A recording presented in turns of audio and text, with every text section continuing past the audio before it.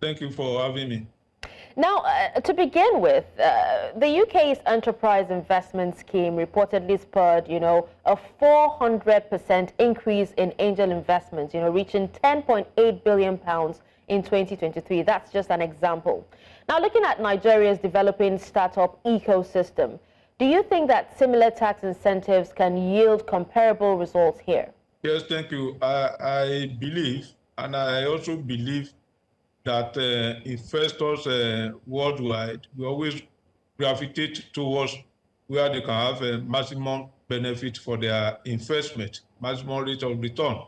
And so any reasonable investor will go to where tax incentive can be given in addition to other incentive whereby you can get a maximum return for whatever is invested. So that is not there's no locational discrimination towards that. Investors are rational, so they want to go to anywhere. So Nigeria giving the necessary incentive, specifically this time around tax incentive, we bring about a lot of people showing interest in a startup in Nigeria. So it's an incentive and it's a motivation. Okay. Now, speaking of motivations, the Nigerian Startup Act of 2022, introduces measures such as the pioneer status incentives and also ITF contribution exemptions. In your view, are these reforms robust enough to overcome the existing funding gap for startups? Well, I believe there will be several strategies that will make investors to go into a place to invest. Tax incentive is one of them. Of course, we know that tax payment is a capital outlay at the beginning of an investment. If you are investing and you start paying taxes even when your business has not started making money, it's a capital reduction. So to that extent, giving what we call either pioneer status or any other incentive, exception and the likes, we always prepare investors to come to a jurisdiction and environment to invest, believing that he can plan his cash flow, particularly at the early stage of investment. And this will help in the development, faster development of a business. It's better to have that than to go and borrow. When you finance your business with a debt, it has its consequence. And so the kind of incentive that will help startups in terms of retention of payment of tax obligations is a good one, and we should do more in this regard in Nigeria. All right, now we'll come back to discuss a bit on angel investments. But then, as of April 2024, data from the startup portal shows nearly 12,948 startups and 1,735 angel investors, already registered. Are there additional steps that are needed to convert these registrations into real and transformative investments? That number is even scary because how realistic. Some people take position believing that, okay, let me take the first position, let me see what happens. If the situation is good, then of course I will take the next step. So I may see that the statistics you read out from that perspective. So effective and serious investors, they may not be in that light. But taking the discussion forward, what will make an investment to thrive, we go beyond the tax incentive. The environment, the prevailing environment is key. And that's one of the things we, as a CITN, as an institute, we have said when we speak in favor of the tax reform bill.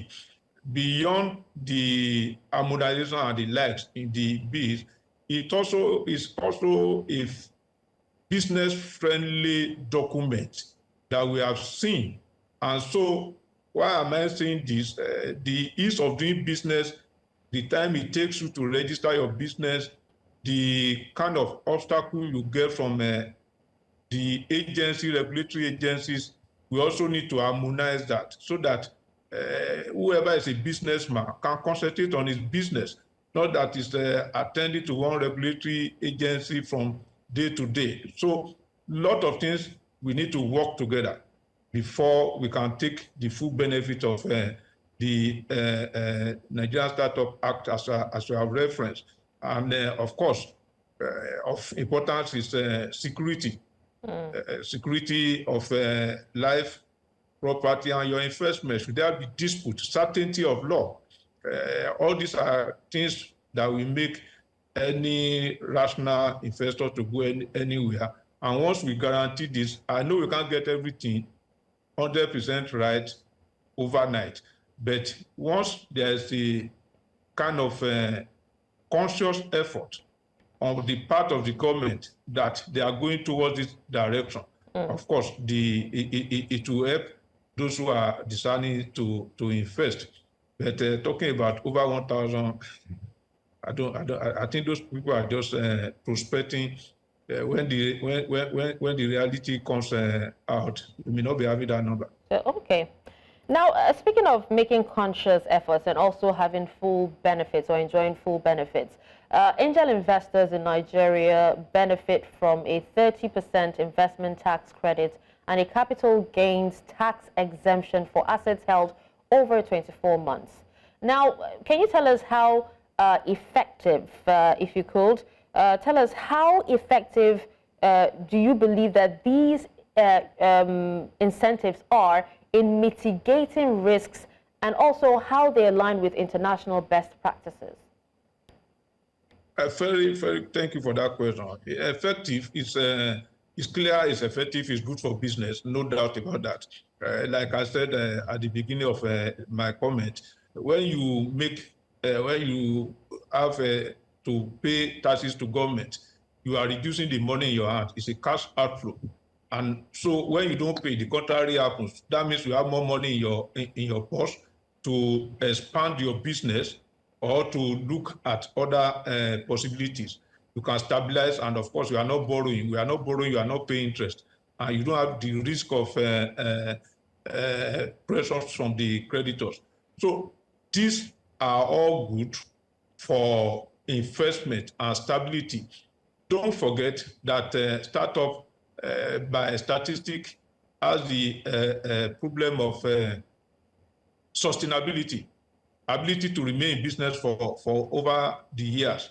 A lot of percentage, there are several statistics out there, the number of startups that go into extinction within the first 5 years, the next 5 years, as the case may be. Yeah. Some of the reasons behind this crisis or challenges, as we may, has to do with cash outflow, although not limited to cash outflow or financial ability to surmount those challenges to face at the start of a business. Because at the start of a business, depending on where you are investing, you may not get profit, you may not make profit for the first 5 years, and you keep on spending. So that is why, that's the reason, one of the major reasons and wisdom behind protecting startups, so that they can withstand the challenges of early stage. And once they stabilize, they will do very well. And they can always follow their tax obligation, and the government at the end of the day will be the beneficiary of that. So it's always better to allow startups some breathing space, so to say, so that once they can overcome the early challenges, as I said before, it will help them, and they stabilize, and they are able to pay all their obligation, tax, and other and the likes. So maybe I should say you pamper them at the early stage so that you can get the benefit thereafter. Okay. All right, noted. Now, another sector that's actually shown optimism, when it comes to tax incentives is the manufacturing sector. In fact, a manufacturing executive was quoted saying that the initiative is a turning point for the sector. Now, in practical terms, right, Which segments of the manufacturing chain stand to benefit most from these tax breaks?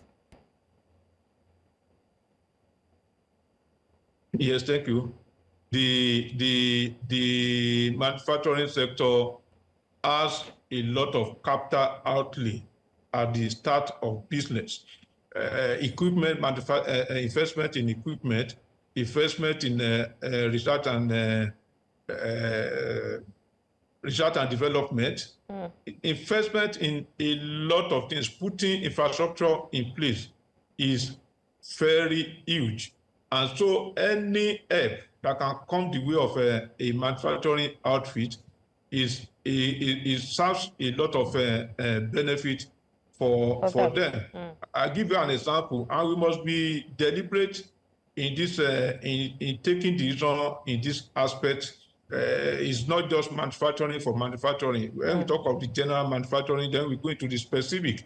Which area of manufacturing are we having deficiency and want to grow that aspect of manufacturing? I'll give you an example, the textile industry. That is one area whereby if we do well, we have a lot of investor coming. We will be saving a lot of foreign exchange from the importation of clothes into this country. You can imagine the population and how much you spend on importation of clothes. And at the same time, you are employed, because manufacturing sector employ a lot of people. So it will be a win-win situation for the country once we look at this. We look at the renewable energy, the solar business of this world. Yeah. Whichever company wants to go into that, they'll be doing minimum. There'll be two minimum benefits if government can do a lot of support in terms of the pioneer or any incentive you are talking about. You'll be doing a great work concerning the environment. You'll be doing a great work concerning the energy. So you look at the benefit. If I collect taxes from this set of players, possibly in the textile industry or in the renewable energy or in the oil and gas, certain aspect of oil and gas, not every aspect, maybe I'll be collecting 100 billion in a year, but I'm ready to forego that so that they can thrive. Once they thrive, the kind of employment they generate, the kind of income they will bring into the country after the expiration of the pioneer status period, will far outweigh whatever the government must have given up. So it's like a kind of delayed gratification. Let me delay my benefit until a future date. And once properly done, that future day will certainly come. So this is important for the manufacturing sector. I agree with you. Okay. Now, aside all these, solutions and optimism, critics also warn that tax incentives, if poorly designed, can actually lead to loopholes and also tax evasion. What safeguards should be implemented to ensure that these measures drive genuine innovation rather than market distortion? Well, for every good thing, every good policy, every good intention, there's always the chance of people taking advantage. If you ask me for what I know about this country, the figure of those who have registered for startup angel investment may be speaking towards some people wanting to take advantage, not for genuine reason. I'm not saying everybody. Yeah. Same way, and it's not peculiar to Nigeria. Human being will be human being anywhere. But how do you checkmate this attitude, the tendency to go against the law? Is to make sure that the supremacy of law is there. Nobody is above the law, and nobody will get special benefit because he's a friend to ex-minister or is a friend to ex-governor, that kind of a thing. Once the rule is for everybody, applied to everybody, and consequence of failure to follow the rule, there's a sanction. Nobody wants to go to jail. Nobody wants to be seen as destroying the system. So in this regard, what we need to do is to make sure that there's consequence for whatever wrong anybody does. And we monitor properly so that we can get benefit. The intended consequence and the unintended consequence can be brought within a manageable bracket, if I can say that. Okay, now it's not enough to, copy, tax incentives or policies from other countries. How can Nigeria tailor its tax incentives to actually reflect its unique economic and regulatory landscape? Well, it starts from the knowledge of knowing that taxation itself is a tool, it's an economic tool. So it is not just taxation does not represent revenue collection alone. You can also use it to moderate your economy. You can use it to redistribute wealth. So if I'm looking at a bad habit that I want to discourage, I increase the tax rate in that particular area. And if I'm looking at a very good habit I want to encourage, I will reduce the tax rate or eliminate for a period of time so that many people can come into that space and do the needful. So that is the way to go. It's simple and straightforward. But what is important is the sincerity of our intention and actions. So that if we say we want to do S so that we can get to point B in another 2 years, let's follow through this process and make sure that we do what we have promised. Once we keep our eyes on the ball, definitely we get to the promised land. Okay. Now, let's talk about the over $4.4 billion, that Nigerian startups have actually attracted, talking about that's out of the $15 billion, flowing into Africa between 2019 and 2023. How do you see these incentives, helping to bridge the remaining investment gap? Because a recent NIDA statement noted that tax incentives can be a powerful tool for encouraging innovation and job creation. And also, are there metrics that we could actually use or you would propose to evaluate the real-world success of these policies? Well, 40% is above 30% of what has gone into Africa. And if Nigeria is having 30%, not a bad rate, but could be better. Now, when you formulate policy, you take a holistic look at everything. So I take Nigeria as a system. The incentive and the startup policy and the likes is just one of those things that we need to do. It doesn't preclude us from doing other things. I'll give you an example. If everybody in Nigeria pays our taxes today and we do it diligently, the question is, will it fully take care of the public expenditure needs of this country? I doubt if it will, maybe in another 5 years or in another 10 years. So that means the gap will still be there. If you bring in the investors and you do the 15 billion you have mentioned, will it solve everything? It will not. So that means there must be other policy that you bring on board to make sure that our focus, our target as a country can be met. I'll give you an example. Most or some of our public utility, public properties, I wonder what they are doing in the hand of government. Why is government managing airports? Why is government managing radio stations? Why do we have budgetary allocation to these people? Can we put this in the hand of individuals? When they are buying, they will give, the money will come into government.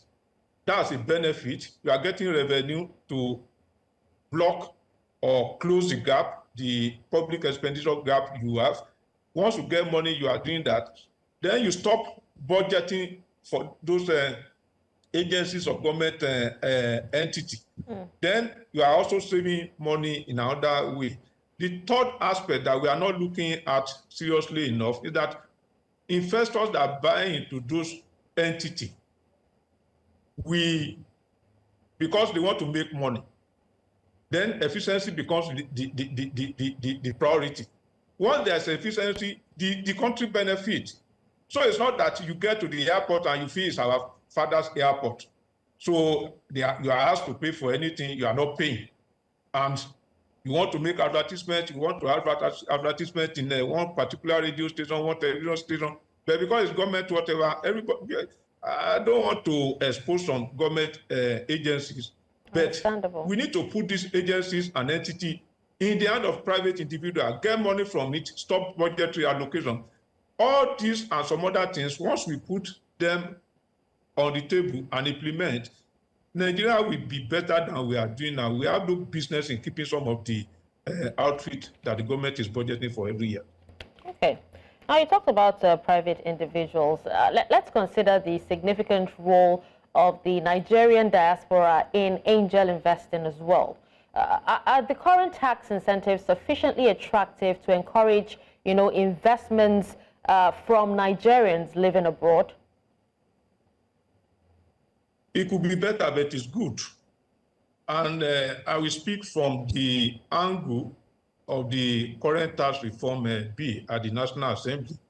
And I hope and wish that very soon the National Assembly will do the needful. We are grateful for what the House of Press has done. So we believe that shortly this will be done at the National Assembly, and the President will give assent to that. Now, once that is done, even as we speak, and as recommended, as